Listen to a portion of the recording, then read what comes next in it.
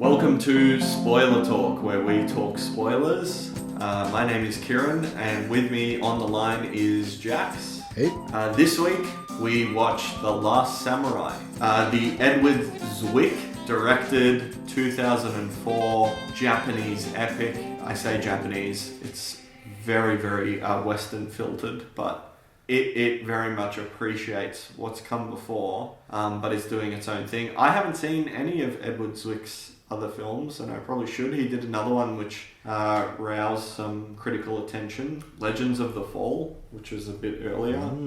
I've never heard of that. A historical epic. But anyway, what did you think of The Last Samurai, Jax? I have been waiting to watch this film again ever since we've started kind of doing our samurai theme with watching a bunch of Kurosawa and Lady Snowblood and stuff, and I've also been playing heaps of Ghosts of Tsushima, or how do you say that? Tsushima or something, and that's just so good, and I'm just so into being a samurai and fucking just cutting people down and just, you know, just doing all, I'm just loving all that kind of samurai sword play and stuff. And so I always had this vague recollection of seeing this movie when I was like probably in between 10 and 13, somewhere around there, I feel like it was.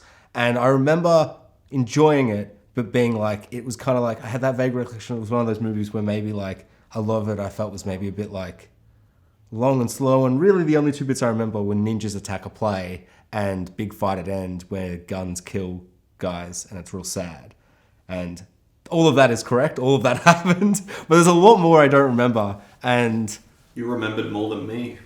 oh, yeah, so you had also seen this, yeah. Yeah, similar kind of experience. I watched it many years ago and I remember really liking it. And I think that's probably what I will say most positively about this movie, is that it is a fantastic entry point to that part of cinema that exists.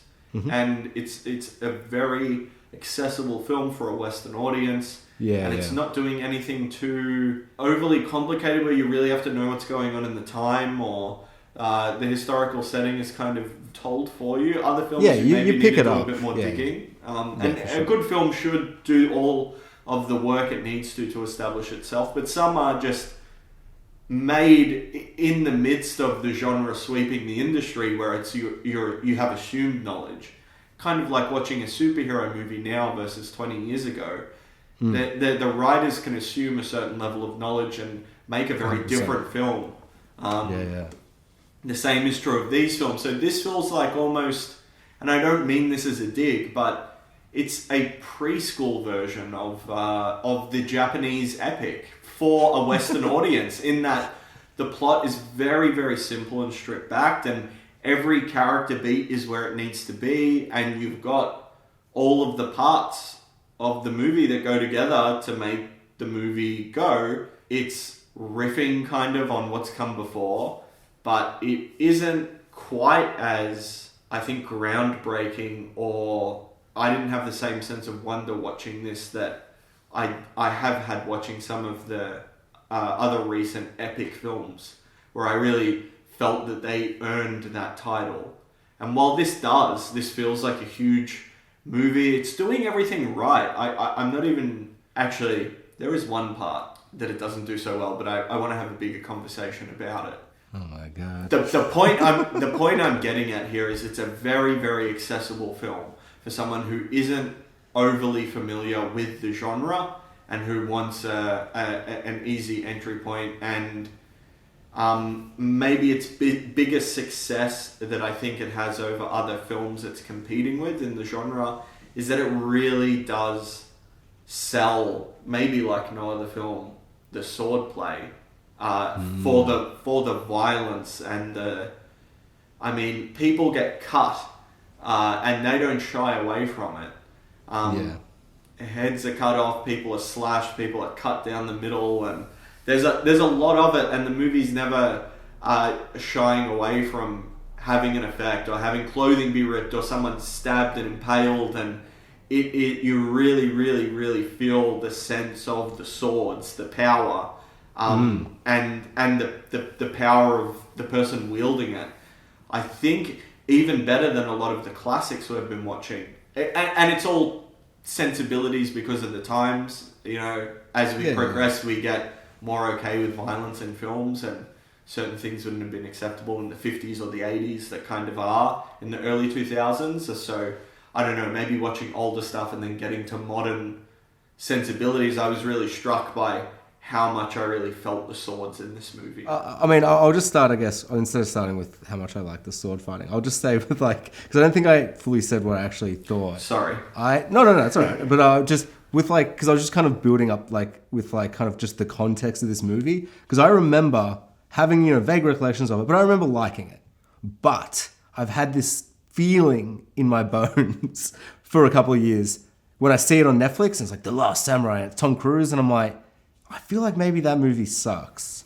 And nothing of my memory, just there's so many movies you watch when you're 13, and then you're like, you rewatch it and you're like, this is the best movie ever. And then a lot of them aren't Pirates of the Caribbean and The Mummy. A lot of them are like bad movies, and you're like, oh, this kind of sucks now. Damn, I wish I hadn't rewatched this. My memory was better than the... Yeah, well, just because when you're 13, it's a different sensibilities, certain things. I used to love Star Wars 3, but when I watch it, I would just skip 45 minutes of the movie. Oh, this scene, skip. Return of the Jedi. We're on Kashyyyk.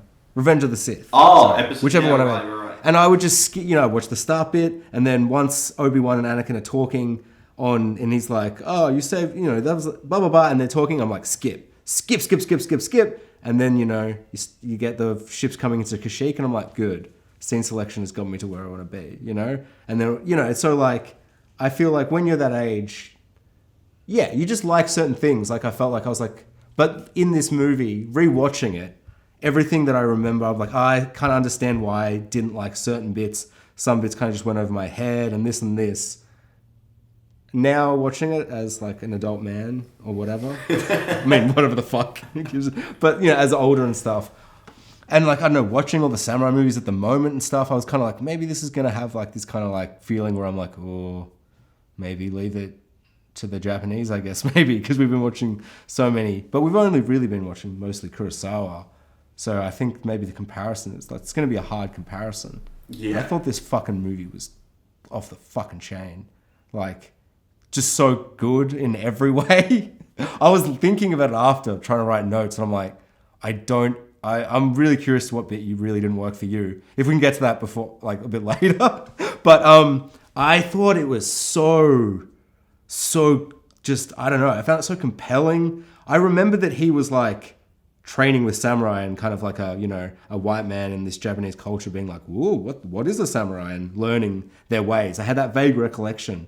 But I had no memory that he, I just found it really fascinating. He's this drunk piece of shit, and then he gets bought to PTSD from... Yeah, really savage PTSD, which we find out really early on in a flashback, full detail of you see that other guy who's just an absolute fucking cunt, just mowing down children left, right, and center, bam, bam, bam, bam. And then you see Tom Cruise and you're like, classic, he's not going to shoot. Then right at the end he shoots and it's like, fuck.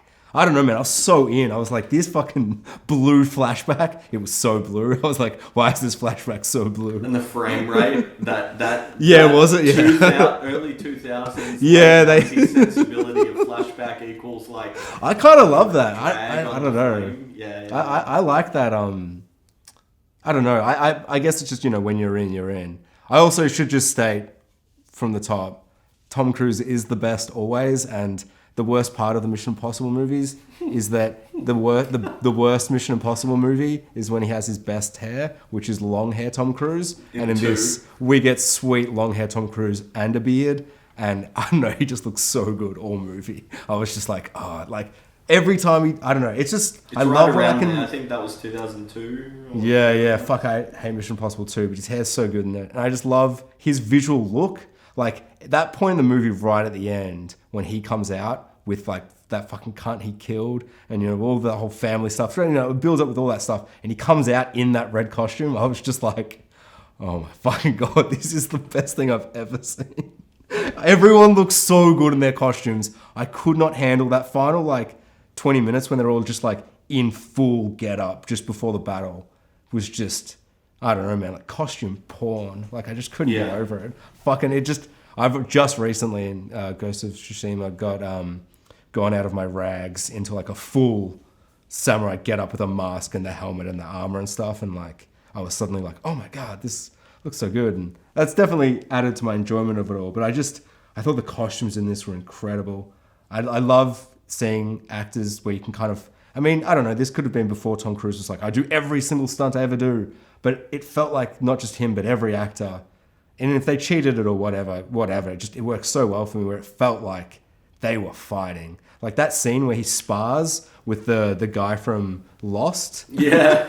When he rocked up, I was like, oh, he better be a good character because otherwise he's going to be guy from Lost. And he still is, but he was really good. I really liked him. And especially this movie is for the first third a series of, oh, it's that person.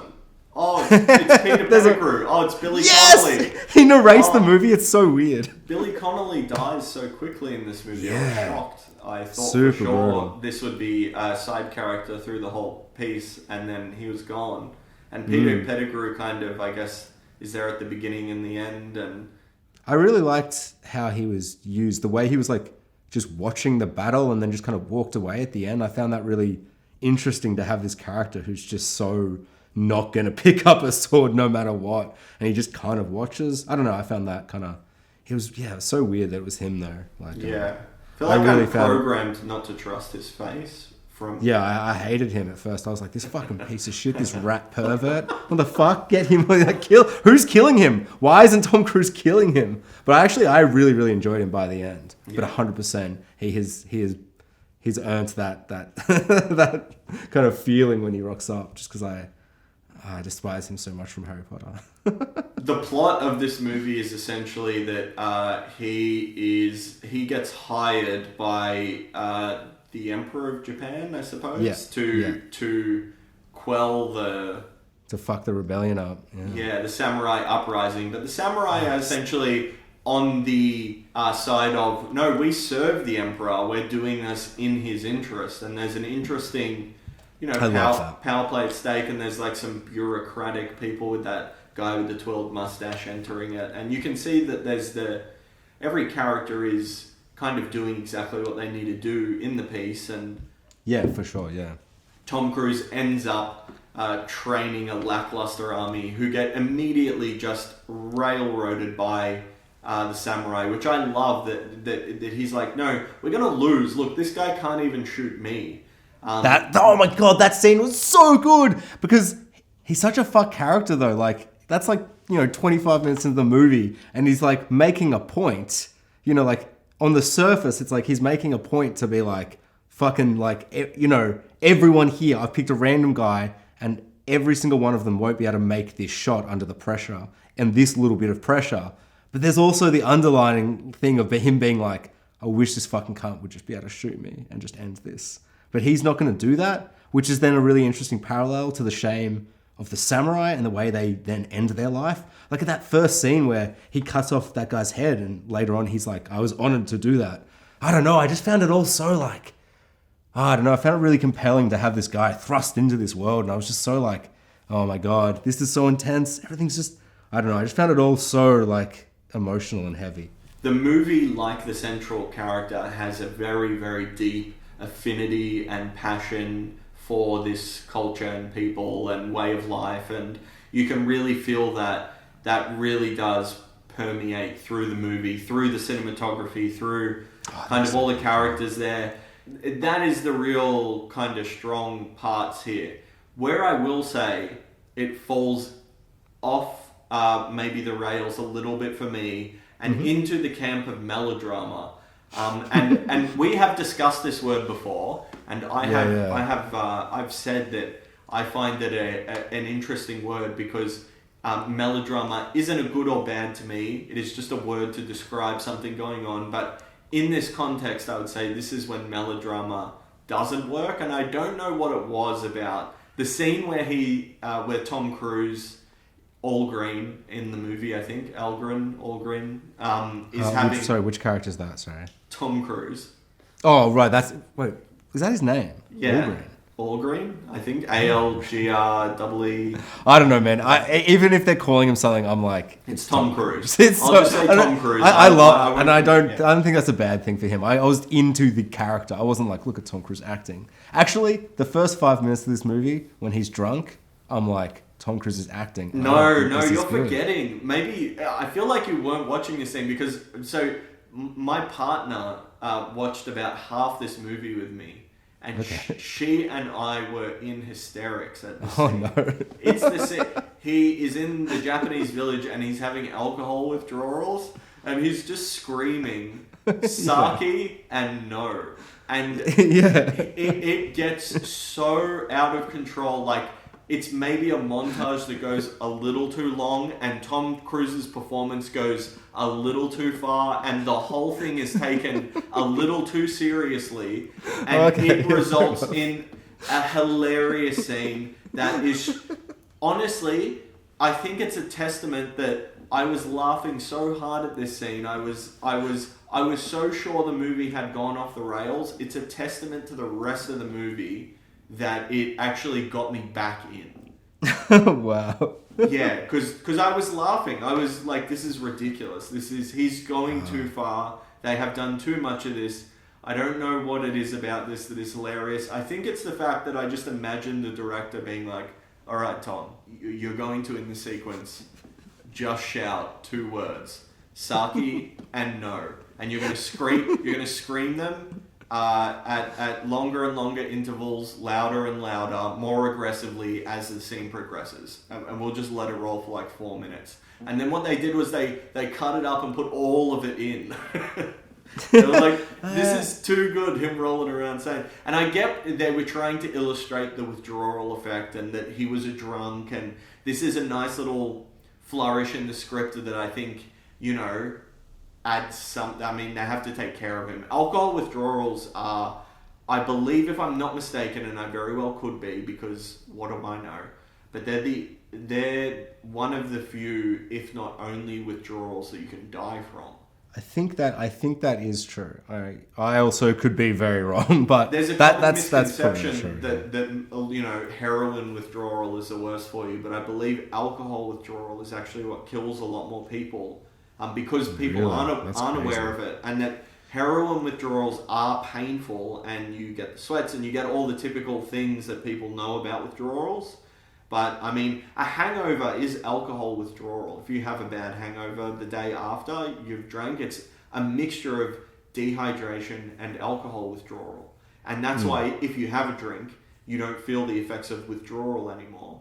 And you can continue drinking because you're just like a heroin addict who's going through withdrawal. Have a bit more heroin. It's exactly what's going to happen. So I could see what they were shooting for. The scene just doesn't work, and it veers into the melodramatic. I think in I don't know what it is about Tom Cruise where he kind of walks this tightrope of for me.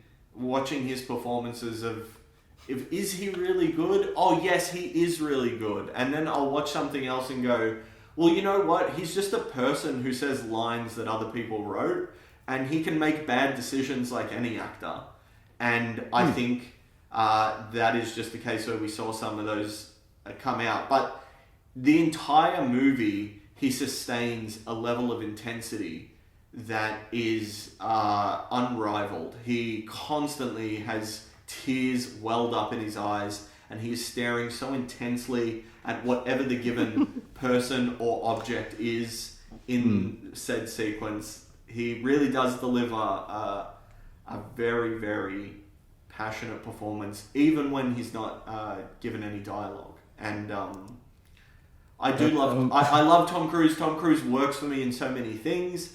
But I think there are a few moments in this movie, especially the sake no sequence, where it veered into the hilarious, and I couldn't help myself. That's really fascinating. Do you want to hear how I watched that scene? Very differently. Because I remember exactly what bit it is, and I remember thinking, like, literally one time he yelled out sake, I was like, his voice just sounded a bit like kind of, I don't know, like kind of Tom Cruise-y. But I don't know. I was just like, I don't know. It played for me. I was like, they're not doing anything special with this. He's freaking out. And I just kind of like the character beat of, they're like, fucking give him some goddamn sake. And she's like, no. Let's, and she's like, I don't know. I found her fascinating. Someone going through alcohol withdrawals, I think cutting them off completely is what does kill severe alcoholics, and weaning them off is generally the best practice. So she probably should have listened in this instance, but he survived, so it's all good. And what I love though is the scene straight after, because he's like screaming, and it cuts to just outside, and he's just up and awake, and he just kind of gets up, and it's like he wakes up, he's like, I'm cured. All right, here we go. And then he walks outside, because they just wanted to show that passage of time quickly and move on, because who wants to watch that? And that's not really the focus of it. It's like they could dwell on that for 10 minutes if they really wanted to, but it's like, I don't know. I'm happy for I'm actually glad that the thought was put in to do that, because that's a real world effect. He's isolated and cut off, and he's screaming out for the only thing he knows that means alcohol in Japanese, because he's essentially stuck there over the winter, and they say in the spring when everything thaws you can go back. So he spends, I guess, a season. Did you like the family? Like of the guy he killed? And then he cuckolds the guy and takes his armor and wife and kid. And, I guess that's one way of putting it. I actually thought that was so good though, because it was like, even just the way it happened, it's like I don't know, as you were saying before with the swords, and I feel like this is something maybe just all samurai things just seem to kind of understand, that the swords themselves have quite a lot of meaning and power, with just like, like that there's a bit where he's like gonna get shamed and have his hair cut off, and he just kind of opens the sword a bit out of its bloody hilt. Is that what's called? Doesn't, out of the holder thing. Doesn't matter. I don't need to know the words. And he pulls it out of the holder thing, and it's like just that little bit, and you see a little bit of steel, and it's like, my god, yes, the sheath. That's it. And he like pulls it just out, and it's kind of like there's so much power in being like, oh man, if he draws it, it's gonna. I don't know. I feel like it gives me a lot more weight than say, kind of the holding the hand on the gun in a Western, which is kind of the same effect, because it's that same like just one quick stroke of the sword, and it's kind of all over.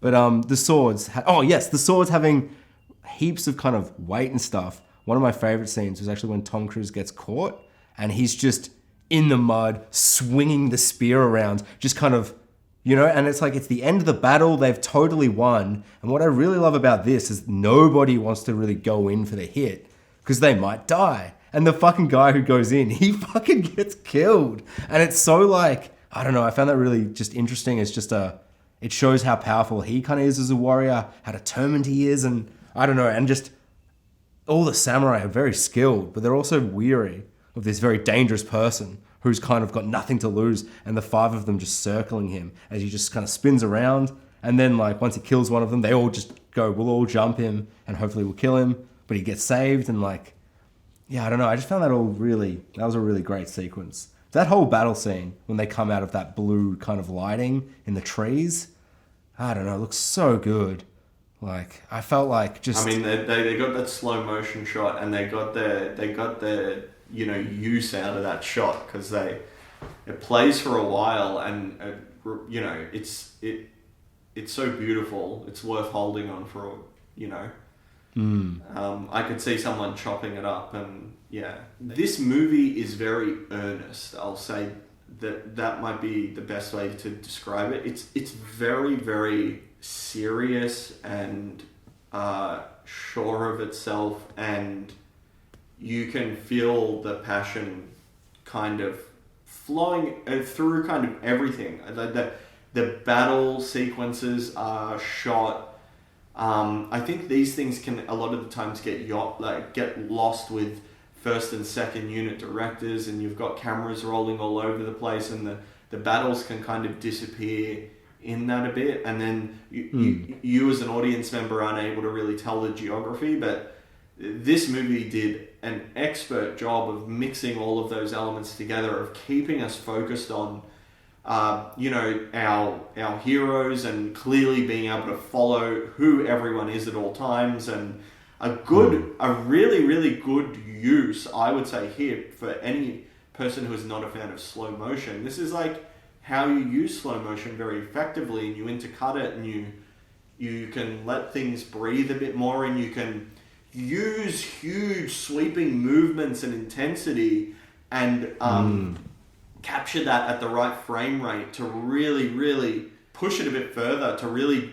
dramatize what is already dramatic and dramatize. I don't even know what the right word is, but that's what all this movie is. It just feels like a really deep love and passion for this kind of era, this genre of filmmaking, like the big reenactment of a battle. It almost felt like, all of the people kind of marching out. I just really was sold by the weight of it all and by the incredible team that came together to put it all together, and that all of these coalesced to really like a movie that is perhaps overly earnest, but that sets a tone for what's coming. There's a moment in the movie I'm watching and the soundtrack kicks in and it goes kind of like the Dark Knight theme. And I look at the date the movie came out, and I look at the person who did the music. When I saw in the credits who did the music, I laughed out loud so much. Because all throughout the whole movie, I'm like, this is a Nolan movie. Someone looked at Nolan. This is like it's the same music. And Batman Begins really leaned into that samurai. Building, like it's sweeping, epic music. It's got some very similar notes. I've been listening to the soundtrack this morning a lot, and it's very Hans Zimmer of that era. Him leading right into the Batman era. The soundtrack is incredible in this though. Like I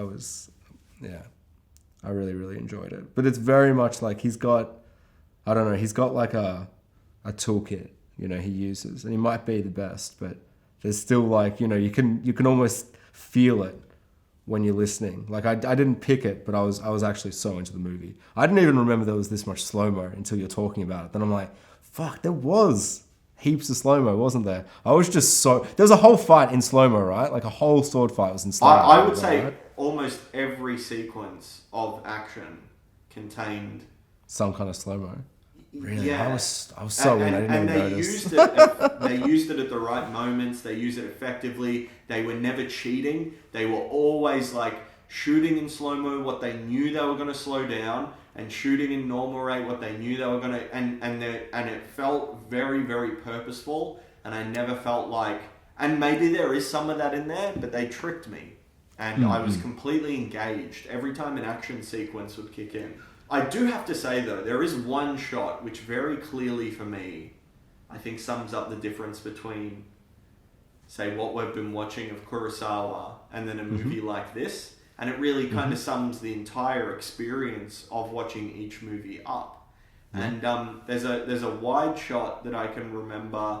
I think it might have been after Tom Cruise fights the guy from season 6 of Lost. They have their little wooden sword fight battle. And the one where he's like, it's a draw. And they're all like, oh! No, it might actually be before that when he just beats him. And yeah, I love it. Yeah. Someone throws a stick to the boy. Yeah, he throws the stick at the boy at the end. Yeah, and the boy catches it. And that's the difference. So what happens here is if this were a Kurosawa picture, the whole thing would have happened in the wide shot. The guy would have done his beat, his action, thrown it to the kid who would have caught it, and they would have got that shot right and delivered it. But in this movie, they're moving faster, and they don't have time to do this shot 6 times. It doesn't matter if the kid drops the stick. Just get the wide and we'll cut into the kid catching it and we'll throw it nice and close. And it's that cut into the kid catching the thing, which has no relevance to anything at all. It's a cutaway that's only there for the purpose of saving time. And what you feel more and more with a filmmaker who is burdened by the constraints of time is that when they're not able to be left to their craft, they almost are forced. either to be more creative or to just get the thing moving and get the cutaway shot and move on and don't bother getting it in the wide. And and I think that really, like watching something like Ran, made in 1985, with less money, with less technical expertise, with smaller stars, with, you know, definitely a director who has honed his craft, and probably the leading professionals in the industry in Japan at the time, don't get me wrong, but I'm saying the resources are smaller and they achieve so much more, and I think they achieve more through all of those little things. That's what really keeps this movie crossing into that, is yes, you get the shot of Tom Cruise silhouetted against the sunset doing practicing his sword thing, and yes, it looks beautiful. What a shot. Yeah. But you know what? It's not a shot that's a two-shot of him and another important character having really important dialogue that you can only do in this very small window of the day, that you need to get once in one take and move on, and that's what Kurosawa spent his time doing. And that for me, integrating the beauty in with that, really what they revert to is, here's your beautiful pornographic shots. Yes, the action sequences are incredible, but then for the most part, we do revert to establishing shot, reverse shot, reverse shot. And that's really, it's those little differences that keep it.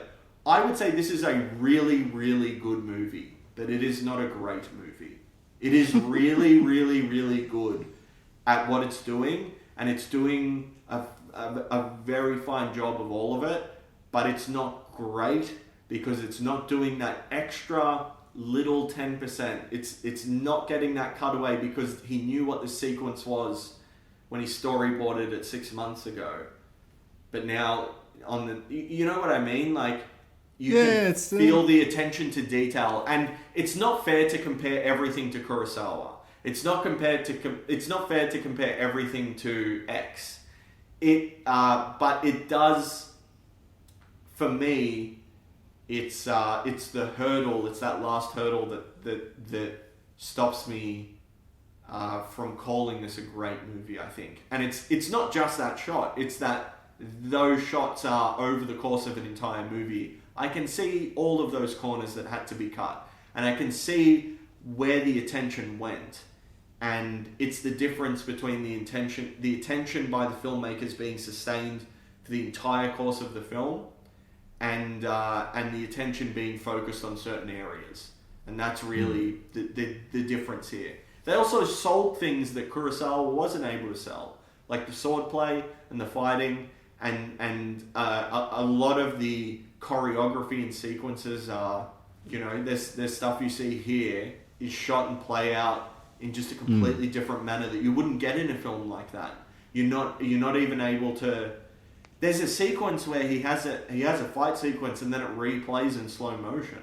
That's the one bit that I put down as, because I was trying to think in the movie. I'm like, I should probably put down one negative thing I have to say about this movie, because I couldn't think of any. Then I'm like, no, there is one bit, and I rewatched it this morning because I was like, is this fucking weird as I remember? And it is, but it kind of makes sense, where he like fights them all, and it's in normal time. And then he's like standing there after, like, oh. And then as some guy rises that he didn't get or missed or whatever, he has like a memory. It plays through the fight, and it's like, and I get that it's kind of meant to be like, as this person's rising, he's realizing he hasn't killed them all, so he's ready for the last person. And it shows how, I don't know, how his brain's working and all that stuff. But it's like, I don't know, it's like, in like the Sherlock Holmes movies with Iron Man in them, and he's just like, he goes into his own brain and he goes through the fight, but it's like they do that for all the fights, all the time, and it's like a thing. And I hate it, but it's a thing they do. In this, it just felt like a weird, like, once-off thing that felt really like... Well, I think if just weird. I was like, why'd they do that? If they sold the end of the sequence a bit better, it would have... I would have understood, and it's exactly what you said. It's that his realization that he didn't kill this guy. But what you need to have at the end of that sequence, then, is that guy get very close to killing him. And we see what Tom Cruise's reaction is to that realization in a split second. And then I think you need to exaggerate that last moment more to achieve the effect that you were going for in the first place. And they don't really do that, so it kind of falls flat. And you're like, why did you show me that again? I got it. I mean, I get why you're doing it, but then you didn't do the thing that you would think. So you didn't subvert it. You didn't just do it. You didn't do anything. It was a weird scene. There's another scene that I remember thinking wasn't bad. I mean, it's all subjective. I thought it was amazing. And then I realized how much these scenes are kind of... I'm kind of like... I was just like, you know what? I feel like in a movie I was hating, I'd be like, this is the point. I turned off and stopped paying attention. Whereas I was like, I'm so invested now. And it was the bit where the guy who gets shamed and has his hair cut, the son, he's running across the bridge. And I just suddenly had this thought where I'm like, he's going to die. Maybe it was my brain remembering the scene as a kid, because I remember when Ken Watanabe's playing in the play and he's all like, ooh, I'm not that, he's like being a bit goofy, and you're like, he's all right. I remember just suddenly I was like, oh my God, ninjas are going to attack. What the fuck? And then a ninja appeared. I'm like, oh my God, I remember this movie. My God. But the bit where the son gets like shot like 100 times in slow-mo and it's like in Platoon where it's just like, or I guess Tropic Thunder would be more, just parodying Platoon, but it's like, it was essentially that moment where it's just like spinning around shot after shot. But I was so in. I was so devastated. I was like, fuck. They got him. I knew they'd get him. You could just feel it, Like, he was the character to go. It makes sense for the story. I don't know. It's one of those movies where the things happened and the beats happened.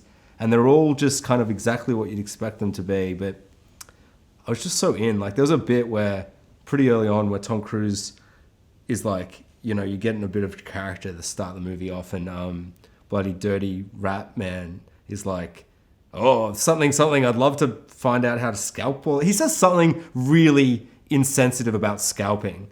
And I don't know, it actually reminded me so much of this time in real life when this person overseas said the most inappropriate things to this tour guide about, like, have you ever killed someone? And I was like, what do you mean? He's just been talking about how he's in a war and all this fucked up shit. I was like, what the fuck? Like, so cringe. Just so like, oh, you're just such a piece of shit. You have no idea what you've just said to this person. Send them spiraling into PTSD and all this. I don't know. It was just so fucked. And that's what he does at the start of this movie. And Tom Cruise is just like, no, I'm not going to be polite. And he just like tells him how it is and like gets up in his hair. And I was just like, fuck yeah, I'm so weird. But yeah, I don't know. I thought this movie was awesome. The end bit with the guns. What would you think about that? Because it felt like a really intense and savage kind of extension of the kind of guy with the single shotgun at the end of Seven Samurai. Like, he kind of takes out a few of the heroes with just like a single bullet, and kind of the fucked up kind of modern weaponry, not sensibility, sorry, the modern weaponry kind of coming in and like just, I don't know. It's a later period of time, and now a lot more people have access to the weapon, so it felt even, and I think rightly so, it felt more tragic seeing them getting all mowed down, because there's so much has been said of the craft and the perseverance and that samurai have for their culture and their way of life, and we know what goes into it, and then to have it snuffed out by a technological advancement, I think it does feel people who aren't even like culturally familiar with it. It's a different culture and in their history that the whole world is kind of aware of and enamored with. There is something like kind of rich and romantic just about the idea of it that would inspire someone to make a movie like this. Like, this is the movie you make to get people into it, to get people into those ideas. This is, like I said before, preschool version of it. And it's not preschool in its execution or it's anything like that. It's just, this is a very basic language version of what you can explore, and a universe of films and an entire era of history that you can go and delve into. And here's it kind of summed up right at the end when things were very clearly falling apart. And it's kind of, I mean, it's partly based on true events of who was considered to be the last true samurai. Because I think there were samurai after, but none that lived up to it quite like this last man taking this last stand, which was just crushed under the boot of technological advancement. Yeah, I think the underdoggy kind of just feeling of the samurai, of this beautiful old kind of, I don't know, like the way like the way of the sword, and like the way they kind of just, I don't know, their whole kind of life mentality, or just the way they kind of operate is so, yeah, I don't know, it's so kind of, I don't know, ancient, and it has this really, I don't know, I found it really unsettling when they brought out the Gatling guns, and it was just like everyone, I mean, it turned out Tom Cruise didn't die, but at the time it felt like every character died, and it was just like, I don't know. Like Seven Samurai, really, they were still winning, you know, they still won at the end, and they paid a heavy toll. It was a sad win, but technically it's an earlier point in time, and guns aren't as, they exist, but, you know, they're not as freely and readily available, and it's a more laborious process, and now we jump forward to the last samurai. These are the last samurai, the last true samurai, by the historical kind of definition that existed, and them being snuffed out in this rebellious move that, and they're the last true samurai, I think, because they died exactly how they would say they would, and that's a big part of it, and then the way of death is a big part of their way of life, and being able to choose the manner in which that occurs when being confronted with defeat, you know, that's a very prominent idea within what we know of samurai mythology, and that is explored somewhat here. I guess is it kind of poetic that it's a Westerner helping to plunge the sword into the heart of the last samurai? Because were we bringing the weapons in, perhaps? I don't know. I don't actually know enough about the historical things. It felt like in this movie they were making it. It was like, I wasn't 100% sure of like how they were bringing in, but it kind of felt like, at least for the movie's part, there was a lot of bureaucrats to the side, led by that kind of mustache twirling piece of shit in the final battle, and then the Emperor himself was just... So actually one of my favorite characters, if not maybe my favorite, just because he was such a kind of a piece of shit coward, which is just so compelling because it's so real, you know, is that the Emperor, you know, fucks up so bad, makes all the... Like when they go to the Emperor and they go into the town, and when he rocks up and he's like there, the Emperor's like, I'll be here. Then they're like, take your sword away. Or like, put your sword away. Nice. Yeah, I knew it was something awesome. I'm going to forget anyway, it doesn't matter. But he fucking, when he's got those swords there, and I was just remember being like, fuck, like, I don't know, it gave me Ned Stark vibes, where I'm like, this dude has walked into a room he shouldn't have. And he's going to take those swords off, and he's going to be fucking killed. And he doesn't take the swords off and then leaves. I was like, oh my God. I don't know, I just found the fucking Emperor and his dynamic really compelling. Like that bit after the ninjas attack, and they're by the blossoms, and they do that awesome line where it's like, you spend your whole life looking for a perfect blossom and it wouldn't be wasted, which is just so good. I love that bit. But when he's like, Tom Cruise is like kind of interrogating him a bit, he's like, who bloody did this? And he's like, oh, if the Emperor wanted me to kill myself, I'd just fucking kill myself. And it's just such a intense thing where he's just got so much faith in this guy, but he's this young piece of shit who's got all these bureaucratic like scumbags all around him, kind of wanting this whole new kind of thing. And then at the end, when he realizes he's made the mistake, and the end of the movie is Tom Cruise being like, no, I will tell you how he lived. I don't know, I really liked all of that, and I think that kind of stuff I thought was just, I don't know, really interesting and compelling, and kind of a bit more than I thought we were going to get when it kind of started. But I don't know, what did you think about that character? Because clearly the film hasn't really kind of landed in the same, because I generally think this is like about as good as an American version of a Kurosawa movie could be, I feel. I don't know. I mean, obviously all movies could be better or whatever, but like I was pretty flawed. I was like, you know, I was just like, oh, this is, I don't know. It's hard because the movie is about kind of such big, broad, sweeping, historical change in the characters. It's very sad it being at the end, and that might have just kind of real got into me. Well, the characters are representative of this kind of change, so they kind of felt like less like characters and more surrogates for collections of people that we know existed in this time. The ruthless military general and so you felt less kind of personal with some of them, like the Emperor felt superficial. Was that kind of what you felt, or?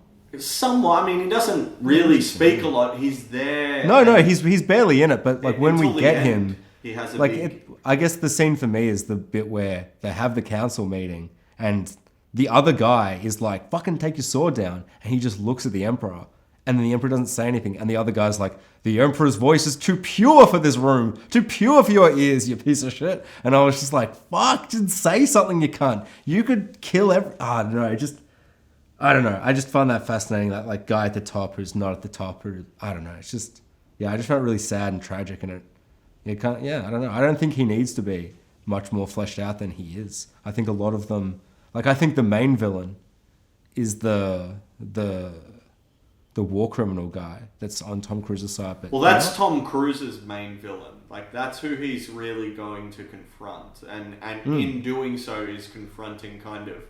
Just throws his sword at him of his part. Yeah, well, rightly so. Like when he did it, I kind of thought, that's actually, he wasn't riding into that. I mean, he was riding into that battle because of his fondness for the samurai, and because he had gone and was shown remorse and empathy by this group of people that he came to understand and learned some of their ways. But by no means is this movie trying to say that Tom Cruise is the last samurai, which I think is what most people's interpretation of this movie is. Isn't it just about the last samurai, not a specific samurai? Here is when we have our protagonist to follow on his journey. And he meets the last samurai. On his journey with the last samurai.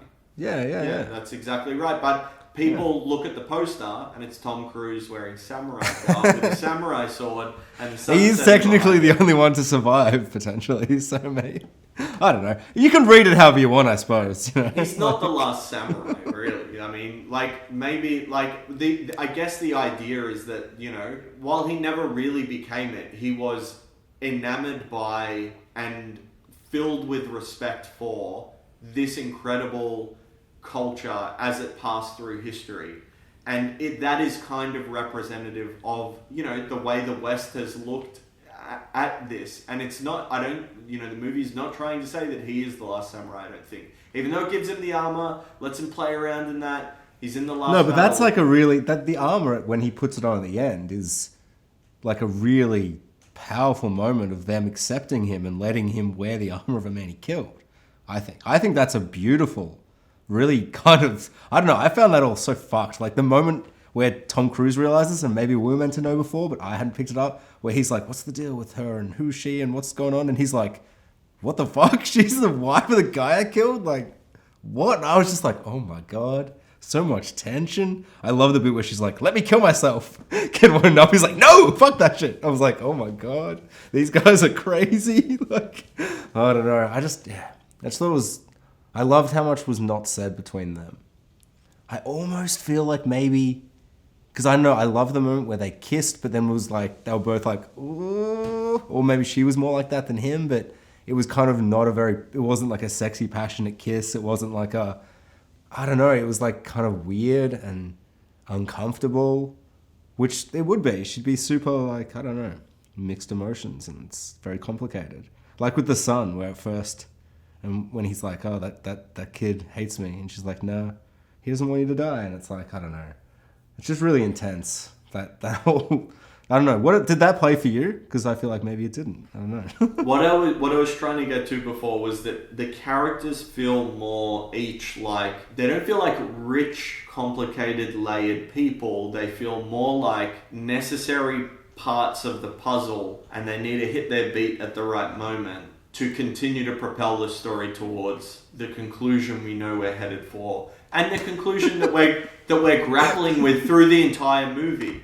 And I'm not saying that to criticize it. And maybe there are criticisms you could relay back to that, because it's the strength of and maybe some of the weaker parts of the movie are due to that. But it's kind of somewhere halfway in between where, you know how Michael Bay is making a movie and just putting people in who he thinks are like what he's seen in movies before, and like this character should do this, but often he'll kind of miss the mark. And then on the other end of that scale is completely brand new, rich, complicated, interesting marriage story character, where the whole movie is just about the characters, right? This movie is in the middle.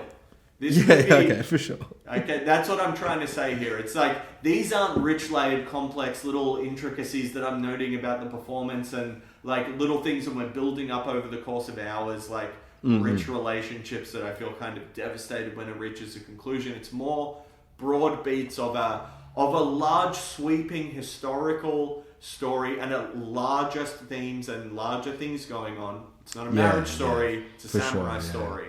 It's the last samurai story.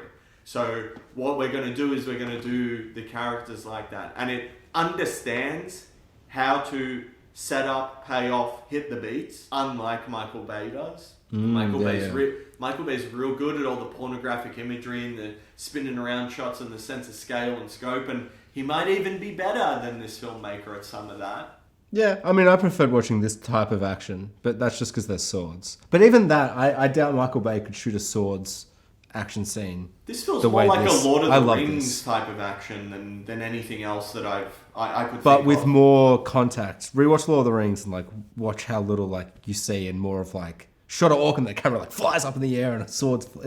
It gets less and less as the trilogy progresses. Like Fellowship of the Ring, it's just them, and it's definitely more visceral. This is maybe more Armon Hennish for sure. I felt like this had a lot of really, like, I don't know, particularly everything, like the final action scene, it's kind of, it just gets so grand, it becomes like kind of a Lord of the Ringsy. But like that ninja scene was like fucked, man. There were so many ninja stars in people's eyes, and like, I don't know, I was generally like, they're gonna fucking kill someone and I'm gonna be so angry. And at the end they're all like, oh! I was just like, fuck, this is, I don't know, like I feel like if ninjas appear and attack a play, I'm like, I don't know, but I just, I don't know. I just felt like the way they handled it and the way it was like, as you said, with the choreography and the way they kind of staged it all, you're never kind of like lost in the mayhem of it, unless that's the point. Like you're kind of able to track it and follow. I felt I was able to follow kind of, I don't know. Just really enjoyed it. But it's also like, that's all I've been doing all week after work, is just running across rooftops and assassinating people and, cutting through those sheet doors. And I don't know. So it's just kind of amazing to see it in live action as well. Like, the cinematographer was the same one that did Braveheart, which I thought made I love that movie. I love that movie so much. The battle, the broad sweeping kind of large scale, like you can tell that sensibility was the same.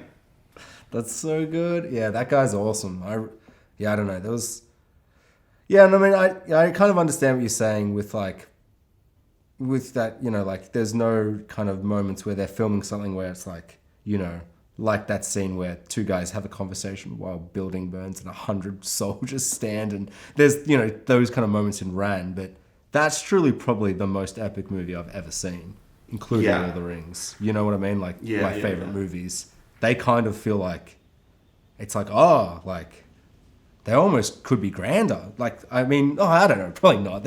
I don't want them to be any grander. They probably start getting hobbity. But Ran just has that weird, like, I don't know, man. There was like a few shots in this that were really big wide shots of the battles. And I was like, well, there's a lot of weird early 2000s CGI going on, or compositing, or photos. I don't know, man. I'm not, I don't know those things. But and there was like a wide shot of him going into like a city or a town on a boat at one point early on. Or maybe like something like that. And it was like real weird to look at. Like the visual effects and the compositing and all that kind of stuff. Was in Ran, it was just real. Like if there was something on fire in the background, 100 soldiers fighting, all 100 soldiers were actually fighting and actually doing stunts, and there was actually things on fire. Like, and there was never anything that just wasn't, ever. Whereas in this movie, I feel like there's a lot more, cutaways and shots here and there. And I don't think that's necessarily like I wasn't like, these cutaways here and there. But I just think it's kind of like, it's almost just a sensibility thing. Like this movie feels like a movie made in early 2000s. One thing Rand did very well was even the sense of destruction was like something that I think they really focused on the imagery of. Like a building burning down in Rand, they would really let you feel the weight of that, and it kind of slowly happen, and it be a beautiful spectacle in itself.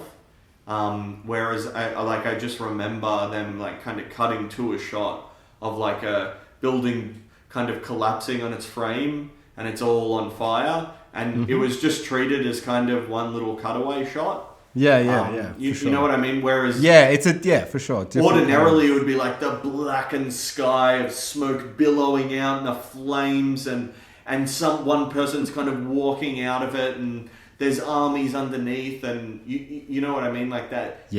Everything had so much kind of weight thrown behind it. Whereas, but Rand's like the best film ever. So I don't know. It's not. You're gonna get in dangerous territory trying to find something as good. I shouldn't have watched them near each other. You know, I was actually talking to someone about. I was just talking to someone about movies, and the new Suspiria movie came up in the conversation. And we were talking about that. I apologise for that happening to you. Well, it's funny you say that, because I think we both unfairly, because we put that film with the original film, we've not actually treated it as a film by itself. On its own? And for sure. We've walked away from that interaction, really doubling down each other's thoughts and positions on why one is superior to the other. Oh my God. How dare you say that? And so this person changed your mind, or? Well, it was you know him, James. I was gonna say, is it James? He was just like, he likes True Blood. He likes Twin Peaks season 3, so he is wrong. He made the very uncontroversial comment of, "Oh yeah, I like that movie," and then I was like, "Oh yeah, it's just a movie that exists on its own outside of that movie too," and some people have just watched it. And then he brought up Dario Argento, and then I was like, I really like preferred those sensibilities, and he was like, well, yeah, but they're just like, why would you even compare them? Because it's a remake. They remade it. But it's so there's not the comparison. Even trying to do that. So he almost his position. But I think that is a discussion then, because if he's not trying to do what that movie did, no, he's just taking the title Suspiria for money. The way he said it for the purpose of this conversation. Yeah. Well, maybe they should have just made the new Suspiria movie better anyway. Because I remember being like, that third act is just red filter. It's like, no, light it. Like, I don't know. I could be wrong. I remember. But then again, I really dislike that movie. We're going back to exactly the same discussion we were just having, which is how we diverted here, where you were like, well, you can't compare it to Ran. Well, you know, it came out in 2004 and they had more money and they shot in Japan and they fucking did all the things. And you know what? They should have watched Ran. They should have fucking watched Ran, Jax. That's what I'll say on the issue. Maybe they did, and they're like, oh, we've got to make sure we don't hold on too many shots so it's not like Ran. Maybe they were intentionally making it different. Or maybe they didn't see Ran because they're like, it's 3 hours, I don't know, I don't have time. All I'm saying is I take both positions here. Where No. That's fair. You can compare to Ran, for sure. Well, I both see this movie on its own as the piece of cinema that it is, and I think that there is way more good than bad. I'm totally all for this movie. I think it's a really, really good film. I think it's an even better introduction to people who are unfamiliar with the genre, and the less you've seen, the more there is here to enjoy. And then once you watch this, if you like what you see, jump around in the genre, in the world, in the history, and really, you know, you can get to know it. And that is the best thing I can say about this, is that I feel the passion for all of it permeating through the entire movie, every performance, every beat of the story, the effort that was put into it all. You know, some of it misses the mark for me personally, but overall, this is an extraordinary accomplishment, and it's a beautiful movie, and it does have a reason for being on its own, even if it doesn't live up to the best of cinema, which movies don't have to. this is a solid 2.5 hour journey, yeah? Oh my God, I thought you were going to say a 2.5-star film. I was like, oh, that's savage. No. What would I give it if I had to give it a score? I'd probably give it like a 7. Nice, yeah. Nice. I think it's like in the, I give it a fuck yeah out of 10. Yeah, I guess. Like, fuck yeah. It's in the top 30% of the movies I've seen. Oh, that's man. it. When you say it like that, I feel like it's like, whoa. Do even I think it's that good? Like, I don't know, 30%. Yeah. Well, that's why I would give something like if I'm giving something a 9 out of 10 or a 10 out of 10, it's because it's in. Well, and if it's doing that, it's shifting the score for everything else as well. Like, I watch Ran, and that's now the scale for certain things. That's like the top of the scale. It's shifted my perspective outward at what you can do in a movie. I didn't know you could do that this well for this long at this period of time with this technology. I didn't know that it was possible to make this until I watched it. And that is the highest I can say of any movie. And sometimes just the order you watch things is really indicative of how you're going to enjoy them. And I'm glad I watched The Last Samurai first and then this. And now I've revisited The Last Samurai, and there's a lot still to appreciate there. And the action is what I was ultimately invested in The Last Samurai. And I think it's top accomplishment above all else. It's the action set pieces are fantastic. Oh yeah.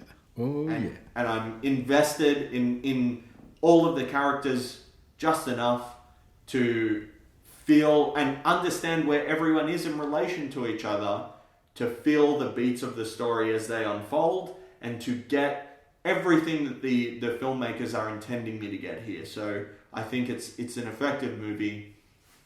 And yeah, 7 out of 10, top 30% of movies I've seen. Oh my God. Comfortably. If you think about ratings like that, I think it makes you rate things better. It makes you go that something like, what was that movie you watched? Vampires in the Snow? Oh yeah, 30 Days a Night. 30 Days a Night. See that? What is that in the top? That should be called Vampires in the Snow. Coming to get you. That's maybe in the top 50% of movies I've seen. Yeah, like when you put it like that, it's like that can't be more than a 5 out of 10. But I think if I compare anything to anything, I get dangerously trapped in like. But that's all you're doing when you're ranking something. When you're giving. I guess I should never rank or rate anything. I just kind of like sometimes saying I don't actually, because I always say this is like This is for me. This is like I don't really want anything else from this film. So in that way, is it not a 10 out of 10? Because like even the issues you brought up, I'm like, yeah, but I didn't really find Tom Cruise overacting. Like I feel like I see him in some stuff, and I'm like, oh. But then like I see him in this, I'm like, this is like Mission Impossible 4, 5, 6, where I'm just like, nah, I'm having a time. Picture him doing the sake scene, but it's on the set of Oblivion. And he's got a double spacesuit on. Yeah, but that's a pretty standard, ordinary. I had fun with that, but that's an ordinary movie. I remember watching Hungover one day and was like, this is fine. Then the twist at the end happened, and I'm like, sure.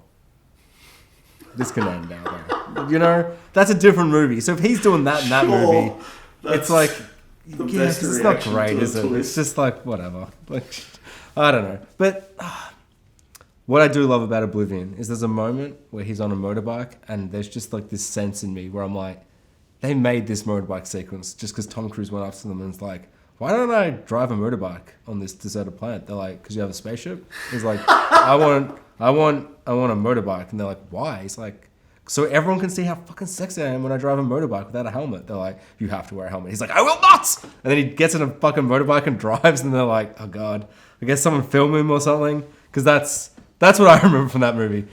I think there's just stuff with like seeing him sword fight where I'm just like, just because I know he's like, oh, I do my stunts. Even though I don't know when that actually started, but I just have this feeling where I'm like, I can sense that he can fight. Like when he's getting hit by that guy, and then when he draws with also with that angry henchman guy, the guy from Lost, season 6, I think he's a character where when you were saying comparing him to Michael Bay, brutally, ouch to this movie. But when you were comparing that, no, I don't think so. Characters like no, but like no, I'm just being the characters like him feel very much like they are just kind of like, they're like, he's the angry kind of side henchman lieutenant guy. He does the things, and he is there to kind of, as you said, do the beats, do the plots. But I think sometimes, I don't know, I really don't want anything more from a character like him. Like, if you flesh out 3 of the characters in a movie like this, and I'm like satisfied with how they play out, I don't know. I think that having characters that are just kind of those generic characters that fit those spots, I don't know. I agree. I actually agree exactly with what you're saying, and I think we're just coming at it from 2 angles. Where I'm saying this is what you're saying is what I think is keeping them from being a great character. See, they are. Yeah, for sure. Good, but what makes a great character is like, I think the extra the 1% elements that get sprinkled on top that really push something, make it maybe mysterious or something we haven't seen before. And the movie's not even trying to do any of that. So I don't. I'm not holding it to any bar. I'm just saying that it's not trying to. It's not going for it. I have no problem with that. But it's not going to ever, I guess, be anything more than it was on the. I don't know that I'm going to get a lot more out of this movie on another. It's not going to be like a Pirates of the Caribbean or The Mummy where you like watch it 1,000 times. Yeah, for sure. No, I'm not going to watch this more than a few times for sure. I'd like to just, live another 5-10 years and probably mostly forget about it and throw it on and be like, fuck yeah. Yeah, exactly like the last time where we've both seen this movie before, but it was pretty much a fresh viewing this time. The one character, I don't have much else to say, but the one character that I don't think I've mentioned yet that I really liked was just the lieutenant bad guy character. I don't even know if he appeared until right at the end, but when they're having the final fight, the kind of bigger bad guy with the mustache twirling villain guy who's like, shoot, bang, bang, bang. And the other lieutenant guy is just kind of like, no? Everyone stop shooting? And then they kill everyone and he's just kind of standing there just crying. And it's just, he just slowly breaks down. I really I don't know. I love it when like villains are like, oh, fuck. Like, I don't know. It just makes that horrible realization of like, it's just, I don't know, a human. He happens to be on the wrong side. Maybe he doesn't, like this person clearly doesn't want to kill the last samurai, but he's watching them all die. He's yelling stop, but it's too late. He's not really that much in command. But I don't know. I just found that all very... I really like that little character, that tiny little bit. He's not even really a character. He's just like... But just giving him... I think... I was just... When faced with the stark reality of the actuality of what they were trying to do, that is very confronting, and I think I really like that moment too. I like that little beat, and I think it's really what you were doing was you were watching someone who believed in a kind of certain ideal. They're obviously a military person for the Japanese army, serving the emperor, and looking at this part of his history and culture that's just being decimated by a fucking machine gun. I mean, so quickly as well. And then like the whole battle goes for ages, and then in 5 seconds, it's like, ugh. Because I don't think every filmmaker, I know it's called The Last Samurai. This is we're gonna wrap up the samurai here, guys. But it's in the title. Maybe I should expect it more. But I don't know. I could see maybe a lesser filmmaker shying away from going all the way. Would it have been better if Tom Cruise died too? I don't know. I thought so, because when he actually appeared at the end, I was like, what? But he fucking died. I saw him get shot. I like how the narrator's like, and perhaps he went back to his home country, or perhaps he went and did this other thing, but I like to believe this. And then it just cuts to him, and he's just walking with his horse into the Japan. I'm like, so I guess the movie answered the question for us. Yeah, that was... But actually, so I don't like that part of the ending. That felt very kind of Hollywood. And because it kind of contradicts how much... Not contradicts, but I really loved their weird, awkward kiss, because it's like, ooh, does she like him? But so complicated. And the kiss is very awkward and complicated. And then he rocks up at the end. It's like, no, I guess they'll fucking be married or whatever. You know what I mean? And it's like, that takes away that complicated, awkward last goodbye kiss. But what I really think the movie should have ended on, and I don't know, it's so close to ending on it, is him talking to the Emperor. And the Emperor's like, tell me how he died. And it's all tragic, and he's sad, and he's, regretful and all that bullshit. And he's just like, no, I'll tell you how he lived. And I'm like, that is just the right amount of cheese on my bread, Like, that's how much cheese I want in my movie, and I'm going to swallow it up. I bloody loved it. But I think, for sure, I can imagine if someone's like, could just not say anything, but I fucking crave so much. And I think they're the two characters to end on, with the Emperor's such a small part of the movie, but he's also the most significant kind of part in terms of like everything's happened because of his actions. And fucking Ken Watanabe's fucking dead because of him. And he knows it and he regrets it. And that's pretty scary. Like, because he still let it happen. Regret's good and all, but the regret's too late. But I don't know. I don't know. It's nice and complicated. That's it.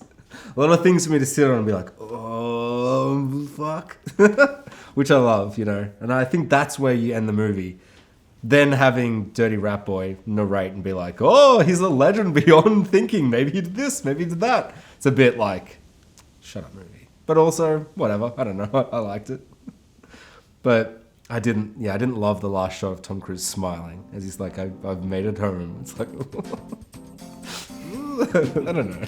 But I was so on board that they needed to freeze frame on his smiling face, and then it slowly fade to black. Zooms in on him, yeah. Spoiler Talk is produced by KCBN Studios and Space Kraken Media.